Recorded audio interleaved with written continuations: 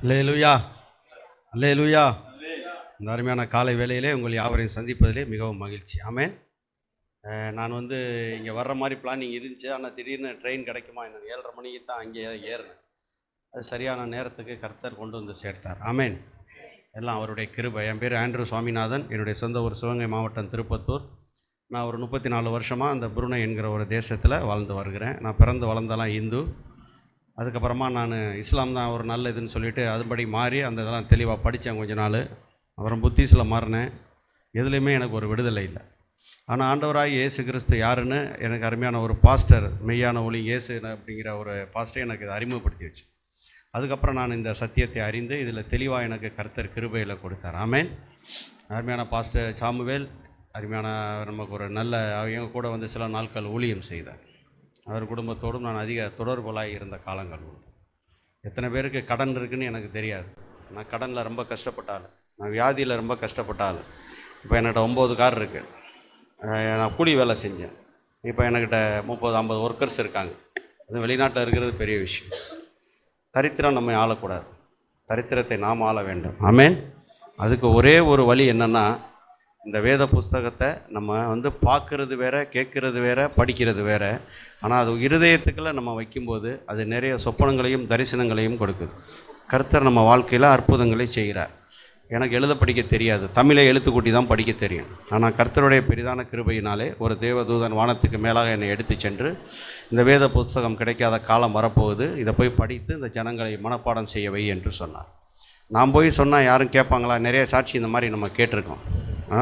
முதல்ல நம்ம படிக்கணும், அதுக்கப்புறம் மற்றவங்கள படிக்க சொல்லும்.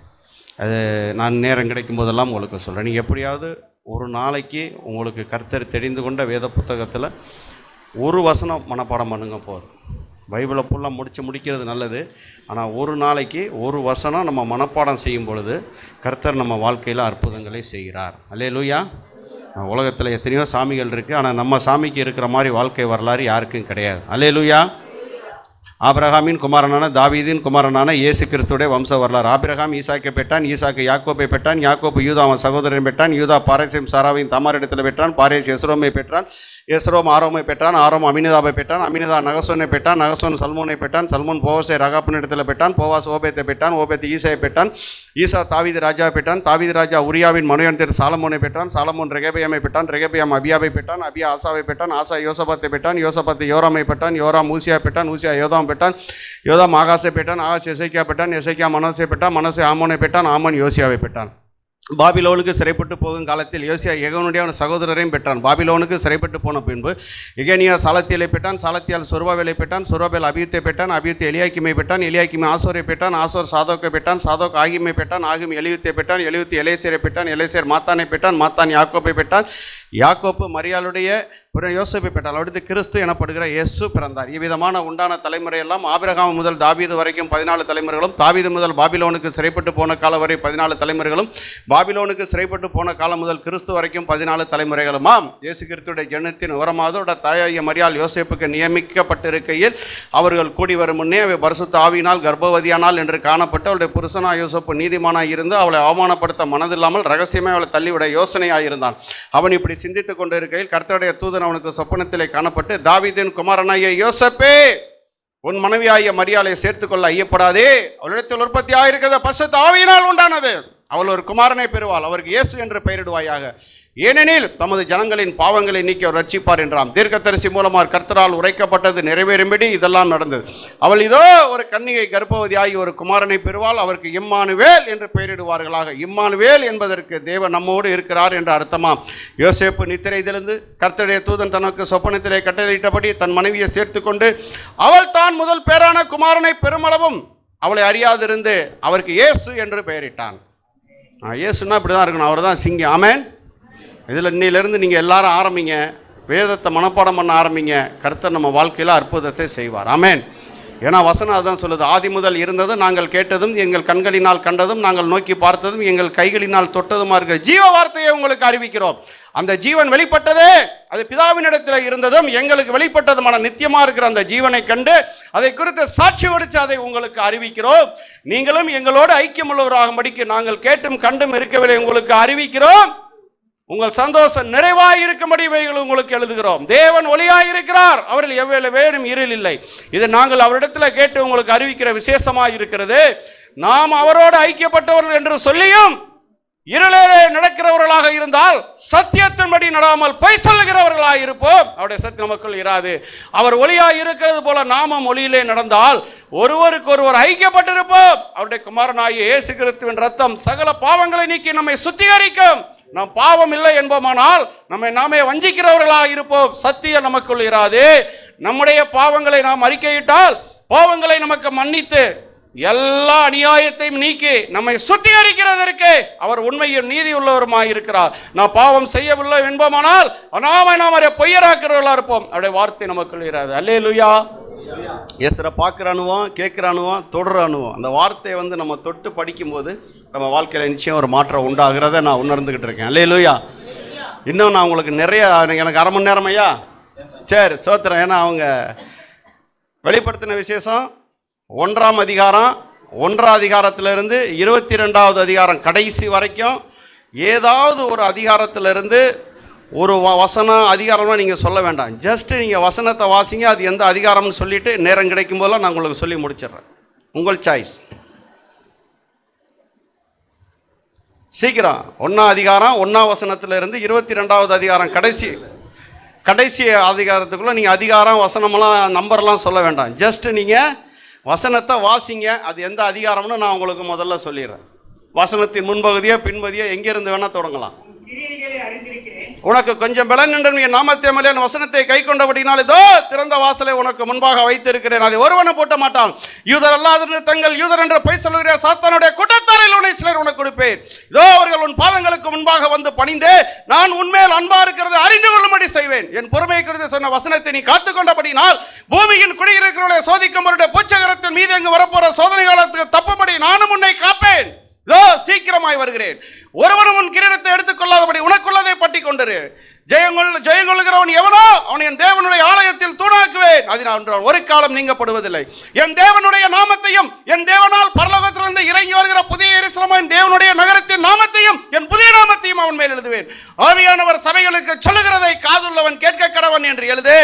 லவோதிக்கேயா சபையின் தூதனுக்கு எழுத வேண்டியது என்னவெனில், உண்மையும் சத்தியமுள்ள சாட்சியும் தேவனுடைய திருஷ்டிக்கு ஆதியமாக இருக்கிற ஆமேன் என்பவர் சொல்லுகிறதாவது, உன் கிரியைகளை அறிந்திருக்கிறேன், நீ குளிரும் அல்ல அனலும் அல்ல. குளிராது அனலாது இருந்தால் நலமாயிருக்க, இப்படி குளிருமின்றி அனலுமின்றி நீ வெதுவெதுப்பாய் இருக்கிறபடினால் உன்னை என் வாயில் என்று வாந்தி பண்ணி போடுவேன்.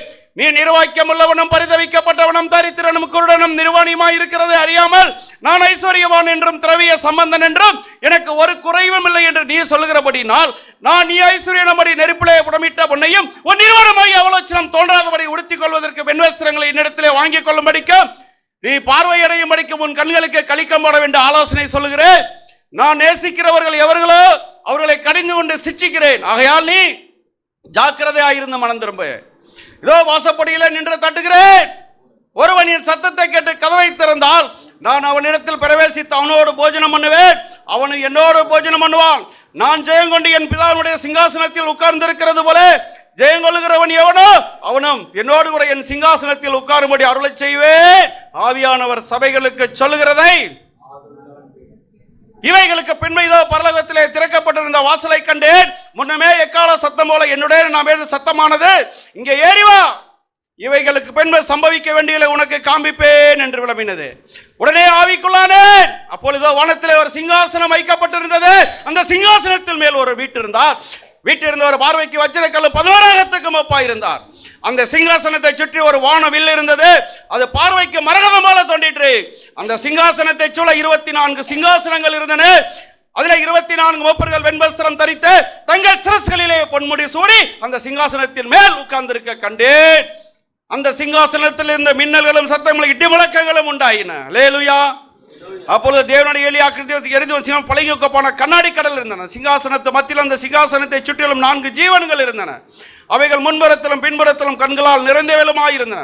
முதலாம் ஜீவன் சிங்கத்திற்கு ஒப்பாகவும், 2ஆம் ஜீவன் காளைக்கு ஒப்பாகவும், 3ஆம் ஜீவன் மனுஷ முகம் ஒன்று முகமுள்ளதாகவும், 4ஆம் ஜீவன் பறக்கிற கழுகு ஒப்பாயிருந்தன. அந்த 4 ஜீவன்களும் ஒவ்வொன்றும் அவ்வாறு சிறகு உள்ளவைகளும் சுற்றிலேயும் உள்ளேயும் கண்களால் நிறைந்தவைகளுமாயிருந்தன. அவைகள் இருக்கிறவரும் இருந்தவரும் வருகிறவருமாகிய சர்வவல்லமையுள்ள தேவனாகிய கர்த்தர் பரிசுத்தர் பரிசுத்தர் பரிசுத்தர் என்று இரவும் பகலும் ஓயாமல் சொல்லிக் கொண்டிருந்தன. மேலும் சிங்காசனத்தின் மேல் வீட்டிருந்து சதா காலங்களிலும் உயிரோடு இருக்கிறவருக்கு அந்த ஜீவன்கள் மையமையும் கனத்தையும் சோத்திரத்தையும் செலுத்தும் பொழுது 24 மூப்பர்களும் வணக்கமாய் விழுந்து சதா காலங்களிலும் உயிரோடு இருக்கிற தொழுது கொண்டு தங்கள் கிரீடங்களை சிங்காசனத்திற்கு முன்பாக வைத்து, கர்த்தாவே தேவரீர் மையமையும் கனத்தையும் வல்லமையும் பெற்றுக்கொள்ள பாத்திரராயிருக்கிறேன், நீரே சகலத்தையும் திருஷ்டித்தீர், இவைகள் உம்முடைய சித்தத்தினாலே உண்டாயிருக்கவைகளும் திருஷ்டிக்கப்பட்டவைகளுமா இருக்கிறது என்றார்கள். அல்லேலூயா. அன்றியும் உள்ள மரம் எழுதப்பட்டு 7 முத்திரையால் முத்திரிக்கப்பட்டிருந்த ஒரு புஸ்தகத்தை சிங்காசனத்தின் மேல் வீட்டிற்குடைய வலது கரத்தில் கண்டேன்.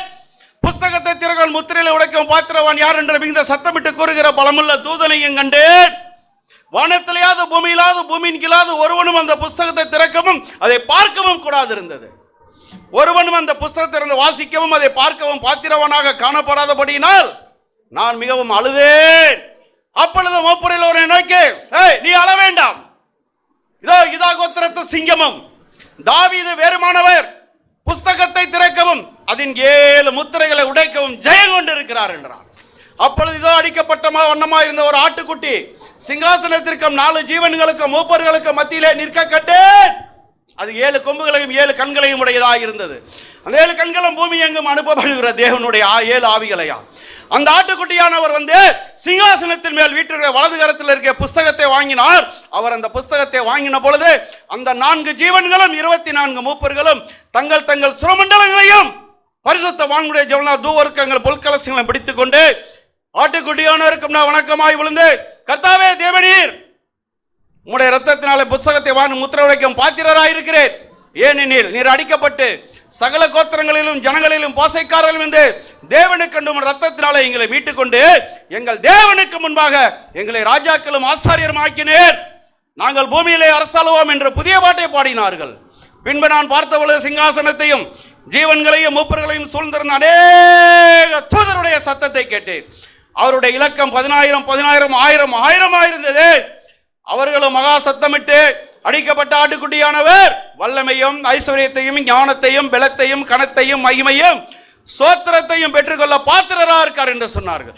அப்பொழுது வானத்திலும் பூமியிலும் பூமி கீழே இருக்கிற திருஷ்டிகள் யாவும் சமுத்திரத்தில் உள்ளவைகளும் அவற்றில் உள்ளடங்கிய வஸ்துக்கள் யாவும் சிங்காசனத்தின் மேல் வீற்றிருக்கிறவருக்கும் ஆட்டுக்குட்டியானவருக்கும் சோத்திரமும் கனமும் மகிமையும் வல்லமையும் பலனும் சதா காலங்களிலும் உண்டாவதாக ஆமென் என்றார்கள். அதற்கு 4 ஜீவன்கள் ஆமென் என்று சொன்ன 24 மூப்பர்கள் வணக்கமாய் விழுந்து சதா காலங்களிலும் உயிரோடு இருக்கவரை தொழுது கொண்டார்கள். அல்லேலூயா.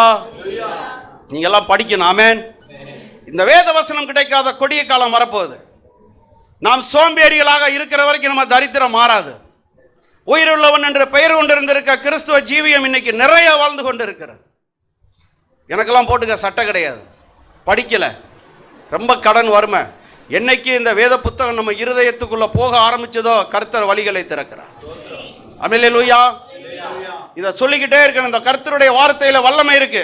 ஊழியக்காரங்க சும்மா வருவாங்க, கத்திக்கிட்டே இருக்காங்க, சொல்லிக்கிட்டே இருக்காங்க, நமக்கு கோபம் வரும், நமக்கு தான் ஜீவன் நஷ்டமா போகும். ஆமென்.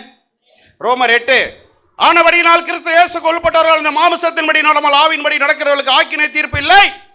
கிறிஸ்து இயேசுவினாலே ஜீவனுடைய ஆவியின் பிரமாணம் என்னை பாவமரணம் என்பன் பிரமாணத்திலிருந்து விடுதலையாக்கிற்றே. அது எப்படி எனில், மாமிசத்தினாலே பலவீனமாய் இருந்து நியாய பிரமாணம் செய்யக்கூடாததை தேவனே செய்யும்படிக்கு தம்முடைய குமாரனை பாவ மாமிசத்தின் சாயலாகவும் பாவத்தை போக்கும் பலியாகவும் அனுப்பி மாமிசத்தினாலே பாவத்தை ஆக்கினைக்குள்ளாக தீர்த்தார். மாமிசத்தின்படி நடவாமல் ஆவியின்படி நடக்கிற நம்மிடத்தில் நியாய பிரமாணத்தின் நீதி நிறைவேறும்படிக்கே அப்படி செய்தார். அன்றியும் மாமிசத்தின்படி நடக்கிறவர்கள் மாமிசத்துக்குரியவர்களை சிந்திக்கிறார்கள், ஆவியின்படி நடக்கிறவர்கள் ஆவிக்குரியவர்களை சிந்திக்கிறார்கள். மாமிச சிந்தையோ மரணம், ஆவியின் சிந்தையோ ஜீவனும் சமாதானம். எப்படி என்றால், மாமிச சிந்தை தேவனுக்கு விரோதமான பகை. அது தேவனுடைய நியாய பிரமாணத்திற்கு கீழ்ப்படியாமலும் கீழ்ப்படிய கூடாமலும் இருக்கிறது. மாமிசத்துக்கு உட்பட்டவர்கள் தேவனுக்கு பிரியமாக இருக்க மாட்டார்கள். தேவனுடைய ஆவி உங்களில் வாசமாயிருந்தால் நீங்கள் மாமிசத்துக்கு உட்பட்டவராயிராமல் ஆவிக்கு உட்பட்டவராக இருப்பீர்கள். கிறிஸ்துவின் ஆவி இல்லாதவன் அவருடைய நல்ல. மேலும் கிறிஸ்து உங்களில் இருந்தால் சரீரமானது பாவத்தின் நிமித்தம் மரித்ததாயும் ஆவியானது நீதி நிமித்தம் ஜீவன் உள்ளதாயும் இருக்கும். அன்றியும் இயேசுவை மரித்தோர்ந்து எழுப்பினோட ஆவி உங்களில் வாசமாயிருந்தால் கிறிஸ்துவை மரித்தோர்ந்து எழுப்பினவர் உங்களில் வாசமாயிருக்க தம்முடைய ஆவியினாலே சாவுக்கேதுவான உங்கள் சரீரங்களையும் உயிர்ப்பிப்பார். ஆகையால் சகோதரரே, மாமிசத்தின்படி பிழைப்பதற்கு நாம் மாமிசத்துக்கு கடனாளிகள் அல்ல. மாமிசத்தின்படி பிழைத்தால் சாவீர்கள், ஆவியினாலே சரீரத்தின் செய்கள் அளித்தால் பிழைப்பீர்கள். மேலும் எவர்கள் தேவனுடைய ஆவியில் நடத்தப்படுகிறார்களோ அவர்கள் தேவனுடைய புத்திரராக இருக்கிறார்கள். அந்தபடி திரும்பவும் பயப்படுகிறதுக்கு நான் அடிமைத்தனத்தின் ஆவியை பெறாமல் அப்பா பிதாவே என்று கூப்பிடப்பட்ட புத்திர சுவிகாரத்தின் ஆவி பெற்றிருக்கிறோம். நாம் பிள்ளைகளாக இருக்கிறோம் என்ற ஆவியானவர் தானே நம்முடைய ஆவி உன்னை சாட்சி கொடுக்கிறார். நாம் பிள்ளைகளானால் சுதந்திரராமே, தேவனுடைய சுதந்திரரும் கிறிஸ்துவுடன் சுதந்திரமாமே. நாம் கிறிஸ்துவுடனே கூட மகிமைப்படும்படிக்கு அவருடனே கூட பாடுபட்டால் அப்படி ஆகும். ஆதலால் இக்காலத்து பாடுகள் இனி நம்மிடத்தில் வெளிப்படும் மகிமைக்கு ஒப்புடையத்தக்கவ அல்ல என்று எண்ணுகிறேன். மேலும் தேவனுடைய புத்திரர் வெளிப்படுவதற்கு திருஷ்டியானது மிகுந்த ஆவலோடு காத்து கொண்டிருக்கிறது. அது என்னவென்றால், அந்த திருஷ்டியானது அழிவுக்குரிய அடிமைத்தனத்திலிருந்து விடுதலையாக்கப்பட்டு தேவனுடைய பிள்ளைகளுக்குரிய மகிமையான சுயதீனத்தை பெற்றுக்கொள்ளும் என்ற அந்த நம்பிக்கையோடு அந்த திருஷ்டியானது சுய இஷ்டத்தினால் அல்ல, கீழ்ப்படுத்தினவரே மாயைக்கு கீழ்பட்டிருக்கிறது. ஆகையால் நமக்கு தெரிந்திருக்கிறபடி சர்வ திருஷ்டியும் ஏகமாய் தவித்து பிரசவ வேதனைப்படுகிறது. அல்லாமல் ஆவியின் முதல் பலனை பெற்ற நாமும் கூட நம்முடைய சரீரமைப்பாகிய புத்திர சுவிகாரம் வருவதற்கு காத்திருந்து நமக்குள்ளே தவிக்கிறோம். அந்த நம்பிக்கையினாலே ரட்சிக்கப்பட்டு இருக்கிறோம். காணப்படுகிறது நம்புகிற நம்பிக்கை அல்ல, ஒருவன் தான் காண்கிறதை நம்ப வேண்டியது என்ன? நாம் காணாததை நம்புவோமாயில் அது வருவதற்கு பொறுமையோட காத்திருப்போம். அந்தபடியே ஆவியானவரும் நமது பலவீனங்கள் நமக்கு உதவி செய்கிறார். நாம் ஏற்றபடி வேண்டிக் கொள்கிறது இன்னதென்று அறியாமல் இருக்கிறபடியினால் ஆவியானவர் தாமே வாக்கு கடங்காத பெருமிச்சோடு நமக்காக வேண்டுதல் செய்கிறார். அன்றியும் அவருடைய தீர்மானத்தின்படி அழைக்கப்பட்டவர்களாய் தேவனிடத்தில் அன்பு கூறுகிறவர்களுக்கு சகலமும் நன்மைக்கு எதுவாய் நடக்கிறது என்று அறிந்திருக்கிறோம். தம்முடைய குமாரர் தன்னுடைய சொந்த குமாரர் அநேக சகோதரர்களே முதற் பேரானவராய் இருக்கும் பொருட்டு தேவன் எவர்களை முன்குறித்தாரோ அவர்களை அழைத்தும் இருக்கிறார். எவர்களை அழைத்தாரோ அவர்களை நீதிமானாக்கியும் இருக்கிறார். எவர்களை நீதிமானாக்கி இருக்காரோ மகிமைப்படுத்தியும் இருக்கிறார். இவைகளை குறித்து நாம் என்ன சொல்வோம்? தேவன் நம்முடைய பட்சத்தில் இருந்தால் நமக்கு விரோதமாய் நிற்பவன் யார்? தம்முடைய சொந்த குமாரன் என்று பாராமல் நாம் எல்லோருக்காகவும் அவர் ஒப்புக் கொடுத்தவர், அவரோடு கூட மற்ற எல்லாவற்றையும் நமக்கு அருளாதிருக்கிறது எப்படி? தேவன் தெரிந்து கொண்டவர்கள் மேல் குற்றம் சாட்டுகிறவன் யார்? தேவனே நீதிமானாக்கிறவர், ஆக்கினைக்குள்ளாய்த்து இருக்கிறவன் யார்? கிறிஸ்துவே மரித்தவர், அவரே எழுந்தும் இருக்கிறவர், அவரே தேவனுடைய வலது வருஷத்திலும் மீட்டு இருக்கிறவர், நமக்காக வேண்டுதல் செய்கிறவரும் அவரே. உமது நிமித்தம் எந்நேரமும் கொல்லப்படுகிறோம், அழிக்கப்படும் ஆடுகளைப் போல எண்ணப்படுகிறோம் என்று எழுதியிருக்கிறபடி நேரிட்டாலும் கிறிஸ்துவின் அன்பை விட்டு நம்மை பிரிப்பவன் யார்? பத்திரமோ, வியாகுலமோ, துன்பமோ, பசியோ, நிர்வாணமோ, நாசமோசமோ, பட்டயமோ, இவை எல்லாவற்றிலும் நாம் நம்மில் அன்பு கூறுகிறவராலே முற்றிலும் ஜெயங்கொள்ளுகிறவா இருக்கிறோமே. மரணமானாலும் ஜீவனானாலும் தேவ தூதர்களானாலும் அதிகாரங்களானாலும் நிகழ்காரியங்களும் வருங்காரியங்களானாலும் உயர்வானாலும் தாழ்வானாலும் வேறு எந்த திருஷ்டினாலும் நம்முடைய கர்த்தராகிய இயேசு கிறிஸ்துவின் மேலுள்ள தேவனுடைய கிருபை அன்பை விட்டு பிரிக்க மாட்டாது என்று நிச்சயித்திருக்கிறேன். அல்லேலூயா. படிக்கணும் எல்லாரும். ஆமென். நீங்க தான் இந்த ஏரியாவுக்கு கலெக்டர், நீங்க தான் இந்த ஏரியாவுக்கு ஐபிஎஸ். ஆமென். நம்ம சோம்பேறியாக இருக்கிற வரைக்கும் நம்ம படிக்க முடியாது, இந்த ஆச்சரியத்தை சுதந்திரிக்க முடியாது. இன்னமும் நம்ம அந்த பழைய ஓட்ட வீடு பழைய இதுக்குள்ளேயே தான் இருக்கணும். அல்லேலூயா. இதை படிக்க படிக்க இதை புசிக்க புசிக்க கர்த்தர் நம்ம வாழ்க்கையில் அற்புதங்களை செய்வார். ஆமென். அதனால தான் தொட்டு பார்க்குற அனுபவம். பெரும்பாடுள்ள ஸ்திரீ இயேசுவை என்ன செஞ்சா? தொட்டா சும. இந்த வார்த்தையை தொட்டு வைங்க. பைபிள் படிக்கும்போது ராத்திரில மூடி வச்சு ஜிப்பு போட்டு இயேசுநாதரை லாக் பண்ணிடாதீங்க. கூடுமான வரைக்கும் பைபிளை திறந்தே வைங்க. எந்த அதிகம் அப்படி போகும்போது அந்த பைபிள் நம்மளை அப்படி வான்னு கூப்பிடும். அது உண்மை. ஏன்னா இது ஜீவனுள்ள வார்த்தை. இது நான் உங்களுக்கு சாட்சியாக இருக்கிறேன். ஆமென். இது இந்த வார்த்தையில் நிறைய வல்லமைகள் இருக்குது. இதை படிக்கணும், இதை புசிக்கணும். அப்போ தான் கர்த்தர் பேசுவார். அனலும் இல்லாமல் குளிரும் இல்லாமல் இருந்தால் நம்மளை வாந்தி பண்ணி போடுவார். எத்தனையோ ஐக்கியங்கள் இன்றைக்கி சபைகள் இருக்குது, விசுவாசிகள் இருக்காங்க, ஆனால் ஜீவன் கிடையாது. எல்லாம் அப்படியே சும்மா ஒரு 10-20% தான் இருக்குது. ஆண்டவர் சொல்கிறார், இந்த வசனம் கிடைக்காத கொடிய காலம் வரப்போகுதுன்னு சொல்லி நாங்கள் ஒரு குழுவாக இணைந்து ஆல்மோஸ்ட் நாங்கள் புதிய ஏற்பாடை முடிக்க போகிறோம். ஆமென். புதிய ஏற்பாடு அச்சடிக்கக்கூடாது, பைபிள் பிரசங்கக்கூடாது அப்படின்னு சொன்னால் கூட நாங்கள் அதை குழுவாக இணைந்து ஒரு குடும்பம் ஒரு புத்தகமாக படித்து நாங்கள் அதெல்லாம் மனப்பாடம் பண்ணி வச்சுருக்கிறோம். ஆமென். புதுசாக நம்ம எழுதி மறுபடியும் அனுப்பிடுவோம். ஆமென். எபேசியர் 1 தேவனுடைய சித்தத்தினால இயேசு கிறிஸ்துவின் அப்போஸ்தலனாகிய பவுல் எபேசிலே கிறிஸ்து இயேசுக்குள் விசுவாசிகளாக இருக்கிற பரிசுத்தவான்களுக்கு எழுதுகிறதாவது, நம்முடைய பிதாவாகிய கர்த்தராகிய இயேசு கிறிஸ்துவினால் உங்களுக்கு கிருபையும் சமாதானமும் உண்டாவதாக. நம்முடைய கர்த்தராகிய இயேசு கிறிஸ்துவின் பிதாவாகிய தேவனுக்கு ஸ்தோத்திரம். அவர் கிறிஸ்துவுக்குள்ளே உன்னதங்களிலே ஆவிக்குரிய சகலவித ஆசீர்வாதங்களினாலும் நம்மை ஆசீர்வதித்திருக்கிறார். தமக்கு முன்பாக நம் அன்பிலே பரிசுத்தம் உள்ளவர்களும் குற்றம் இல்லாதவர்களுமாய் இருப்பதற்கு அவர் உலகத் தோற்றத்திற்கு முன்னே கிறிஸ்துவுக்குள் நம்மை தெரிந்து கொண்டபடியே பிரியமானவருக்குள் தாம் நமக்கு தந்திருந்த தம்முடைய கிருபையின் மகிமைக்கு புகழ்ச்சியாக தம்முடைய தயவுள்ள சித்தத்தின்படியே நம்ம இயேசு கிறிஸ்துவின் மூலமாய் தமக்கு சுவிகார புத்திரராக்கும்படி முன்குறித்திருக்கிறார். அவருடைய கிருபையின் ஐஸ்வர்யத்தினுடைய இரத்தத்தினாலே பாவ மன்னிப்பாகிய மீட்பு இவருக்குள் நமக்கு உண்டாயிருக்கிறது. அந்த கிருபை அவர் சகல ஞானத்தோடும் புத்தியோடும் எங்களிடத்திலே பெருக பண்ணினார். காலங்கள் நிறைவேறும் போது விளங்கும் நியமத்தின்படி பரலோகத்தில் இருக்கவைகளும் பூலோகத்தில் இருக்கிற சகலமும் கிறிஸ்துவுக்குள்ளே கூட்டப்பட வேண்டும் என்று தமக்குள்ளே தீர்மானித்திருந்த தம்முடைய தயவுள்ள சித்தத்தின் ரகசியத்தை எங்களுக்கு வெளிப்படுத்தார். மேலும் கிறிஸ்துவுக்குள் முன்னமே நாங்கள் தெரிந்து கொண்டபடியே அவருடைய மகிமைக்கு புகழ்ச்சியாக இருக்கும்படிக்கு தமது சித்தத்தின் ஆலோசனைக்கு தக்கதாக எல்லாவற்றையும் நடப்பிக்கிற தீர்மானத்தின்படியே நாங்கள் முன்கரிக்கப்பட்டு கிறிஸ்துவுக்குள் அவருடைய சுதந்திரராகும்படி தெரிந்து கொள்ளப்பட்டோம். நீங்களும் உங்கள் இரட்சிப்பின் சுவிசேஷமாகிய சத்திய வசனத்தை கேட்டு விசுவாசிகளான போது வாக்குத்தத்தம் பண்ணப்பட்ட பரிசுத்த ஆவியினால் அவருக்குள் முத்திரை போடப்பட்டிருக்கு. அவருக்கு சொந்தமானவருடைய மகிமை புகழ்ச்சியா மீட்கப்படுவார்கள் என்று ஆவியானே சுமத்துகிறார். மேலும் நம்முடைய பிதாவாகிய தேவன் கர்த்தராகிய இயேசு கிறிஸ்துவின் அவருடைய கிருபையின் அந்த சொல்லிக்கிட்டே நம்ம இன்னும் போய்கிட்டே இருக்கலாம். அல்லேலூயா. அவருடைய கிருபையின் ஐஸ்வர்யத்தில் பாவமணி ரட்சிப்பு நமக்கு உண்டாயிருக்கு. அவருடைய தெரிந்து கொள்ளப்படி நம்ம கிருபையை கர்த்தர் கொடுக்கிறார். ஆமென். நம்முடைய பிதாவாகிய தேவனாலும் கர்த்தராகிய இயேசு கிறிஸ்துன்னு சொல்லி நீங்கள் போய்கிட்டே இருக்கலாம் இன்னும். அல்லேலூயா.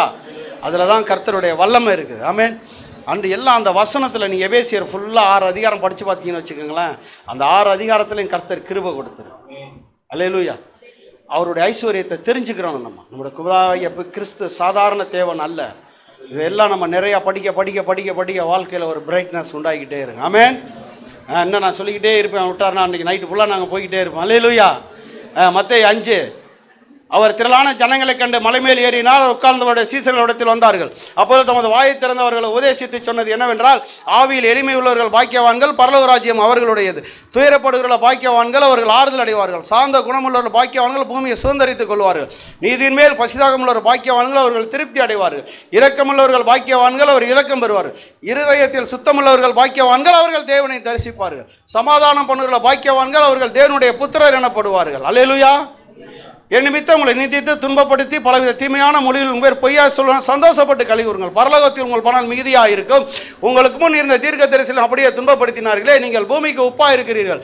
உப்பானது சாரமட்டு போனால் எதனால் சாரமாக்கப்படும்? வெளியே கொட்டப்படுவதற்கு மனுஷரால் மிதிக்கப்படுவதில்லை, வேறு ஒன்றுக்கும் உதவாது. நீங்கள் உலகத்திற்கு வெளிச்சமாயிருக்கிற மலை மேல் இருக்கப்பட்டாலும் மறைந்திருக்க மாட்டாது. விளக்கை கொளுத்தி மரக்காலால் மூடி வைக்காமல் விளக்கு தண்டின் மேலே வைப்பால் வீட்டுள்ள யாவருக்கும் வெளிச்சம் கொடுக்கும். இவ்விதமாய் மனுஷர் உங்களுடைய நற்கிரிகளை கண்டு பரலோகத்தில் இருக்கிற உங்கள் பிதா மகிமைப்படும்படி உங்கள் வெளிச்சம் அவர்களும் பிரகாசிக்க கடவுது. நியாயப்பிரமாணத்தை ஆனாலும் தீர்க்க தரிசனங்களை ஆனாலும் அழிக்கிறதற்கல்ல நிறைவேற்றுறதுக்கே வானமும் பூமியும் ஒளிந்து போனாலும் நியாயப்பிரமாணத்தில் உள்ளதெல்லாம் நிறைவேறும் அளவும் ஒரு சிறு எழுத்தாயிலும் எழுத்தின் உறுப்பாயிலும் ஒளிந்து கொண்ட மெய்யாவே உங்களுக்கு சொல்லுகிறேன். ஆகையால் இந்த கற்பனை எல்லாவற்றையும் கை கொண்டு போதிக்கிறவன் பரலோக ராஜ்யம் ஸ்ரீவன் கை கொண்டு போதிக்கிறவனோ பரலோகத்தில் பெரியவன் எனப்படுவான். வேதபாதகர் பரிசேயர் என்னுடைய நீதியில் உங்கள் நீதி அதிகமாகிறாவிட்டால் பரலோகத்தை பிரவேசிக்க மாட்டீர்கள். மெய்யாவே உங்களுக்கு சொல்லுகிறேன். கொலை செய்யாதிருப்பாயாக என்பதும் கொலை செய்கிறவன் நியாய தீர்ப்புக்கு ஏதுவாக இருப்பான் என்பதும் பூர்வத்தாருக்கு உரைக்கப்பட்டது கேள்விப்பட்டிருக்கிறேன். நான் உங்களுக்கு சொல்லுகிறேன், தன் சகோதரனை நியாயம் இல்லாமல் கோவித்துக் கொள்வன் நியாய தீர்ப்புக்கு ஏதுவா இருப்பான். தன் சகோதரனை வீண் என்று சொல்லுகிறவன் ஆலோசனை சங்க தீர்ப்புக்கு ஏதுவா இருப்பான். சகோதரனை மூடனே என்று சொல்லுகிறவன் எரி நரகத்துக்கு ஏதுவார். ஆகையால் நீ காணிக்கை செலுத்த வருவன் சகோதரனில் யாதொரு குறைவின்றாங்க நினைவு குருவாயாயில் முன்போல் சகோதரன் ஒப்பனாய் பின்பு வந்து உன் காணிக்கையை செலுத்து. எதிராளி உன்னை நியாயாதிபதியில் ஒப்புக்கடம், நியாயாதிபதி உன்னை சேவனிடத்தில் ஒப்புக்கடம். நீ சிறைச்சாலையில் வைக்கப்படாமல் இருக்கும்போது நீ வழியில் இருக்கும்போது சீக்கிரமாய் நல்மணம் பொருந்தாவிட்டால் ஒரு காசும் குறைவின்றி அவ்விடத்திலிருந்து புறப்பட மாட்டாய் என்று மெய்யாகவே உங்களுக்கு சொல்லுகிறேன். அல்லேலூயா. விபச்சாரம் செய்யாதிருப்பா என்பது பூர்வத்தாருக்கு உரைக்கப்பட்டது கேள்விப்பட்டிருக்கு. நான் உங்களுக்கு சொல்லுகிறேன், ஒரு ஸ்திரியை இச்சையோடு பார்க்கிற எவனும் தான் இருதயத்தில் அவளோடு விபச்சாரம் செய்தாயிற்று. உன் வலது கண் இடல் உண்டாக்கினால் அதை பிடுங்கி எரிந்து போடு. உன் முழு சரீரம் நல்ல நரகத்தில் தள்ளப்படுவதை பார்க்கிலும் உன் அவைகளில் ஒன்று கெட்டுப்போது உனக்கு நலமாக இருக்கும். உன் வலது கை இடல் உண்டாக்கினால் அதை தரித்து எரிந்து போடு. முழு சரீரம் நரகத்தில் தள்ளப்படுவதை பார்க்கிலும் உன் அவைகளில் ஒன்று கெட்டுப்போவது நலமாக இருக்கும்.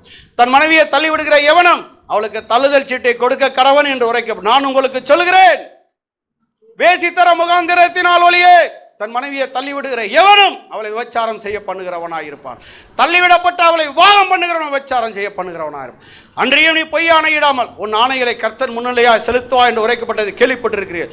நான் உங்களுக்கு சொல்கிறேன், பரிச்சேதம் சத்தியம் பண்ண வேண்டாம்.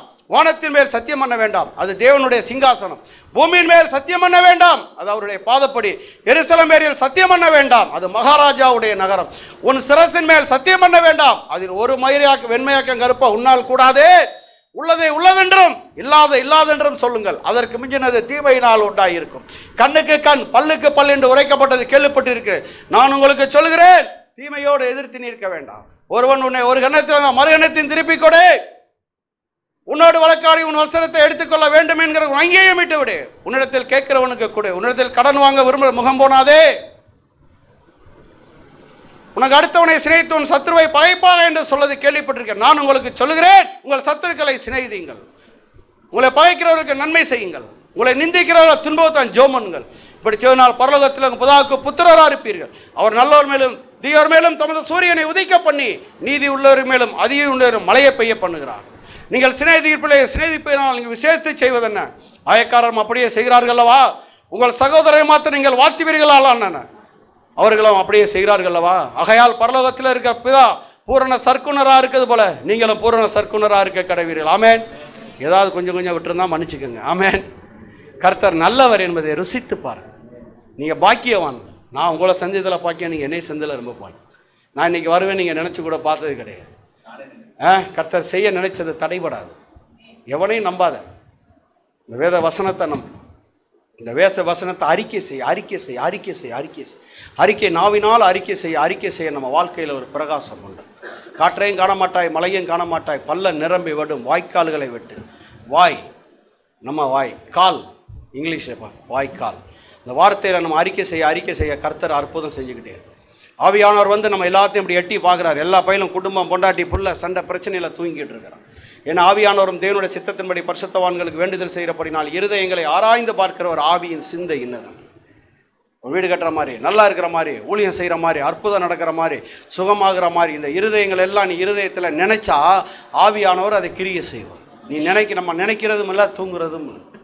ஏனோ தானோன்னு போய்கிட்டு இருக்கிற கிறிஸ்துவராய் வருவதற்கு தடைக்கு நம்ம தான் காரணமாக இருக்கிறோம். அல்லேலூயா.